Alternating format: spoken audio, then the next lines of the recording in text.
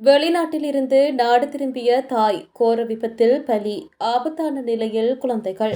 விமான நிலையத்தில் அதிரடியாக கைது செய்யப்பட்ட வெளிநாட்டவர், பயணப்பொதிகளில் சிக்கிய பொருள். வெல்லன்பில துப்பாக்கிச்சூடு, போலீஸ் விசாரணையில் வெளியான தகவல். நிலைமை மோசமடையலாம், காய்ச்சல் தொடர்பில் விடுக்கப்பட்டுள்ள அவசர எச்சரிக்கை. நீர்கொழும்பு சிறைச்சாலை மோதல் விசாரணை, முன்வைக்கப்பட்டுள்ள பகிரங்க குற்றச்சாட்டு. $7.5 பில்லியன் கடத்த இலங்கைக்கான இந்திய உதவிகள். இரு பெண்களை காரால் மோதி தப்பிச் சென்ற OIC கைது. நீரில் மூழ்கி பாடசாலை மாணவன் பலி. டிபிஎன் லங்கா நேர்கள் அனைவருக்கும் வணக்கம். எங்களுடைய டிபிஎன் லங்காவானது தாயகத்திலிருந்து இயங்கிட்டு இருக்கு.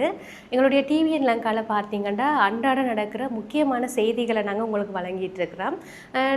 யூடியூப் மாத்திரம் இல்லாமல் நாங்கள் ஃபேஸ்புக் பேஜும் கூட வச்சுருக்கிறோம். எங்களுடைய ஃபேஸ்புக் பேஜையும் நீங்கள் ஃபாலோ பண்ணி வச்சுருங்க. நாங்கள் உடனே போடுற அப்டேட் உங்கள்கிட்ட வந்து சேரும். தொடர்ந்தும் எங்களோட இணைந்துருங்க. எங்களுடைய ஆதரவு எங்களுக்கு ரொம்ப முக்கியமான ஒரு விஷயமா இருக்குது.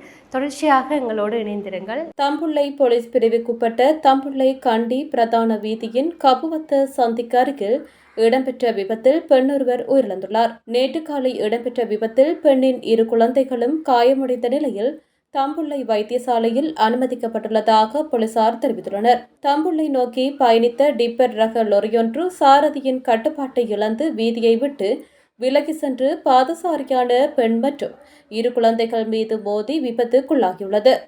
நேர்த்திக்கடனை நிறைவேற்றுவதற்காக கதிர்காமம் செல்ல தயாராக ஆடைகள் மற்றும் பொருட்களை வாங்குவதற்காக தம்புள்ளை நகருக்கு சென்றபோது விபத்துக்குள்ளாகியுள்ளனர். இதன்போது மூவரும் காயமடைந்த நிலையில் தம்புள்ளை வைத்தியசாலையில் அனுமதிக்கப்பட்ட நிலையில் பெண் உயிரிழந்துள்ளார். இவ்வாறு உயிரிழந்தவர் கபுவத்த பகுதியைச் சேர்ந்த 44 வயதுடைய 4 பிள்ளைகளின் தாயான DM திலானி அரோஷா என்றும் தெரிவிக்கப்படுகின்றது. அவரது 19 மற்றும் 14 வயதுடைய 2 மகன்களும் இந்த விபத்தில் காயமடைந்து வைத்தியசாலையில் சிகிச்சை பெற்று வருகின்றனர்.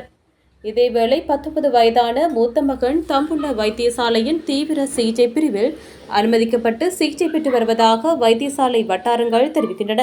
இவர் பிரபல கல்லூரியில் பயிலும் ஒரு திறமையான தடகள வீரர் என்றும் இந்த ஆண்டு நடைபெறும் உயர்தர பரீட்சைக்கு தயாராகி வருவதாகவும் போலீசார் தெரிவித்துள்ளனர். குறித்த பெண் குவைத்தில் வீட்டுப் பணிப்பெண்ணாக பணியாற்றிய பின்னர் 8 நாட்களுக்கு முன்பு இலங்கை திரும்பியதாக உறவினர்கள் தெரிவித்துள்ளனர். இந்த விபத்து தொடர்பாக டிப்பர் லோரியின் சாரதி கைது செய்யப்பட்டுள்ளதுடன் தம்புள்ளை போலீசார் மேலதிக விசாரணைகளை மேற்கொண்டு வருகின்றனர்.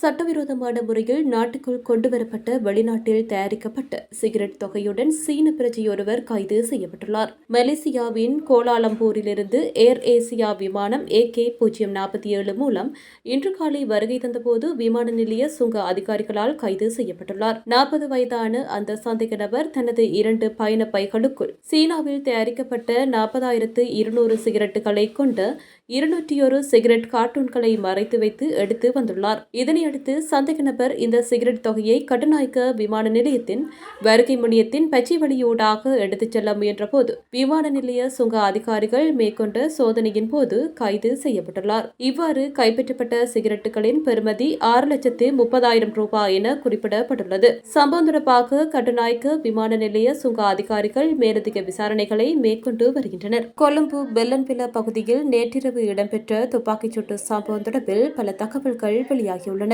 மோட்டார் சைக்கிளில் வந்த இருவர் வெல்லன்வில நடைபாதை நுழைவாயிலுக்கு அருகிலுள்ள உணவகம் ஒன்றின் முன்னால் நின்றிருந்த உணவக உரிமையாளரை இலக்கு வைத்து இந்த துப்பாக்கிச்சூட்டை நடத்தியுள்ளனர். துப்பாக்கிச்சூட்டின் பின்னர் துப்பாக்கிச்சூடு நடத்தியவர்கள் அப்பகுதியில் இருந்து தப்பிச் சென்றிருந்த நிலையில் துப்பாக்கிச்சூட்டில் படுகாயமடைந்த 55 வயதுடைய நபர் களுபோவில வைத்தியசாலையில் அனுமதிக்கப்பட்ட பின்னர் உயிரிழந்தார். இதனையடுத்து முன்னெடுக்கப்பட்ட விசாரணையில் இந்த துப்பாக்கிச்சூடு திட்டமிட்ட கும்பல் மோதல் என தெரிவிக்கப்பட்டுள்ளது. இவ்வாறு உயிரிழந்தவர் கோஸ்மல்லி எனப்படும் திட்டமிட்ட குற்றச்செயல்களில் ஈடுபடும் நபரின் உறவினர் எனவும் அவரது எதிர்த்தரப்பினரால் இந்த துப்பாக்கிச்சூடு நடத்தப்பட்டிருக்கலாம் என போலீசார் சந்தேகம் வெளியிட்டுள்ளனர். கடந்த சில காலமாக கோஸ்மல்லி எனப்படும் பிரிவினருடன் மோதலில் ஈடுபட்டுள்ள படோவிட்டு அசங்க மற்றும் சண்டோ பிரிவினரால் இந்த துப்பாக்கிச்சூடு நடத்தப்பட்டுள்ளதாக சந்தேகிக்கப்படுகின்றது.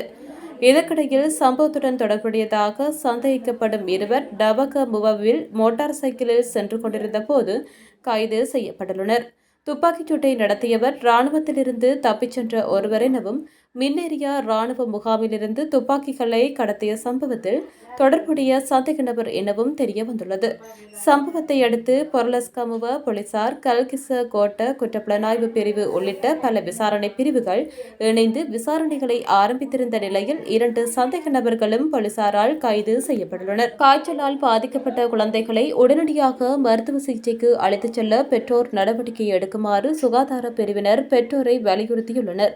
கொழும்பு லேடி ரிட்ஜ்வே சிறுவர் வைத்தியசாலையின் பணிப்பாளர் விசேட வைத்திய நிபுணர் பிரதீப் ரத்னசேகர பெற்றோரிடம் இந்த கோரிக்கை விடுத்துள்ளார். இவர் மேலும் தெரிவிக்கையில், குழந்தைக்கு உரிய சிகிச்சை அளிப்பதற்கான வாய்ப்பை இழந்து அவர்களின் உயிரை வீணாக ஆபத்தில் அழுத்த வேண்டாம் என்று பெற்றோரிடம் வேண்டுகோள் விடுத்துள்ளார். லேடி ரிட்ஜ்வே சிறுவர் வைத்தியசாலையில் தற்போது சுமார் 50 டெங்கு காய்ச்சல் பாதித்த குழந்தைகள் சிகிச்சை பெற்று வருவதாகவும் அவர் தெரிவித்துள்ளார். அவர்களில் சுமார் 1/4 கவலைக்கிடமான நிலையில் உள்ளனர் என்றும், நிலைமை மோசமடைந்தால் வைத்தியசாலையின் கொள்ளளவு பிரச்சினைகள் ஏற்படக்கூடும் என்றும் கூறினார். எனவே தங்கள் பிள்ளைகளுக்கு காய்ச்சல் ஏற்பட்டால் தாமதமின்றி அருகிலுள்ள அரசாங்க வைத்தியசாலைக்கு சென்று மருத்துவ ஆலோசனை பெறுமாறு பெற்றோருக்கு அறிவுறுத்தியுள்ளார். மேலும் வீட்டில் தங்கி சுயமாக மருந்து எடுத்துக்கொள்வது குழந்தைக்கு சிகிச்சை அளிப்பதற்கான நேரத்தை வீணடிப்பதாகும்.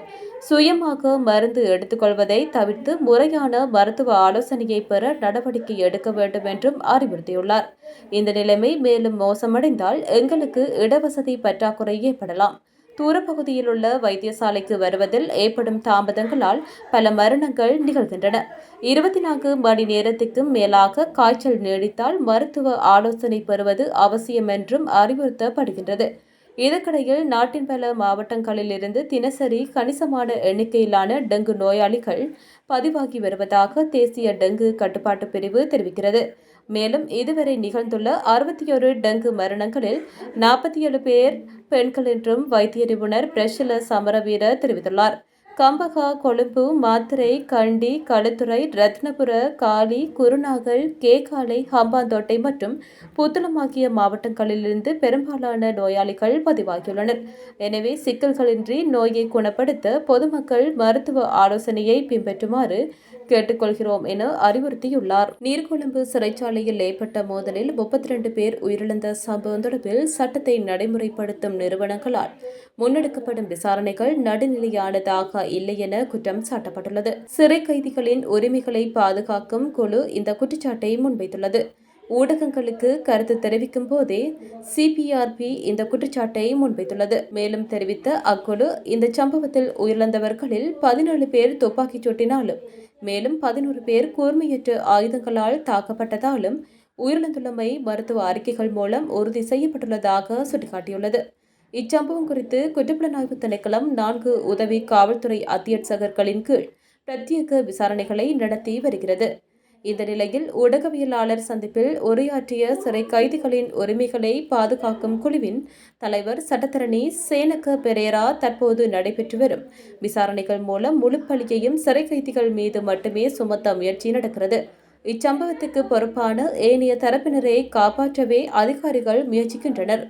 ஜன்னல்கள் வழியாக நடத்தப்பட்ட துப்பாக்கிச் சூடுகள் தண்டனை சட்ட கோவையின் 294வது பிரிவின் கீழ் கொலை குற்றச்சாட்டாக விசாரிக்கப்பட்டிருக்க வேண்டும். ஆனால் குற்றப்புலனாய்வு திணைக்களம் அது குறித்து சரியான கவனத்தை செலுத்தவில்லை என குற்றம் சாட்டியுள்ளார். சிறைச்சாலை அதிகாரிகளின் அலட்சிய போக்கே இந்த மரணங்களுக்கு முக்கிய காரணம் என சாடிய சேனக பெரேரா, மோதல் ஏற்பட்ட சந்தர்ப்பத்தில் கண்ணீர் புகை குண்டுகள் போன்ற அடிப்படை கலவர தடுப்பு உபகரணங்கள் கூட நீர்கொழும்பு சிறைச்சாலையிடம் இருக்கவில்லை என குறிப்பிட்டுள்ளார். கைதிகளை முழங்கால் இட வைத்து மன்னிப்பு கேட்க செய்தமை மற்றும் மின்சாரத்தை துண்டித்தமை போன்ற செயல்கள் மூலம் கைதிகள் மேலும் கோபமூட்டப்பட்டு வன்முறைக்கு தள்ளப்பட்டதாகவும் அவர் மேலும் குற்றம் சுமத்தியுள்ளமை குறிப்பிடத்தக்கது. இலங்கைக்கு இந்தியா வழங்கிய உதவிகள் குறித்து இலங்கைக்கான இந்திய உயர்ஸ்தானிகர் சந்தோஷ் ஜா கருத்து தெரிவித்துள்ளார். அதன்படி இலங்கைக்கான இந்தியாவின் உதவிகள் 7.5 பில்லியன் அமெரிக்க டாலர்களை கடந்துள்ளதாகவும் இதில் 850 மில்லியன் அமெரிக்க டாலர்களுக்கும் அதிகமான தொகை நன்கொடைகளாக வழங்கப்பட்டுள்ளதாகவும் அவர் சுட்டிக்காட்டினார். இலங்கையில் பாலிமொழி ஆய்வுகளை வலுப்படுத்துதல் என்ற தலைப்பில் நடைபெற்ற கருத்தரங்கில் உரையாற்றிய போதே அவர் இதனை குறிப்பிட்டுள்ளார். அவர் தொடர்ந்து உரையாற்றுகையில், இந்தியாவின் உதவிகள் நாட்டின் 25 மாவட்டங்களிலும் உட்கட்டமைப்பு, வீடமைப்பு, சுகாதாரம், வாழ்வாதாரம், புனர்வாழ்வு, கல்வி, விவசாயம், புதுப்பிக்கத்தக்க சக்தி உள்ளிட்ட பல்வேறு துறைகளில் பயன்படுத்தப்பட்டுள்ளது. இலங்கை இந்தியாவின் அயல்நாடு முதலில் என்ற கொள்கை மற்றும் விஷன் மகாசாகர் திட்டத்தின் முக்கிய அங்கமாக இருக்கின்றது.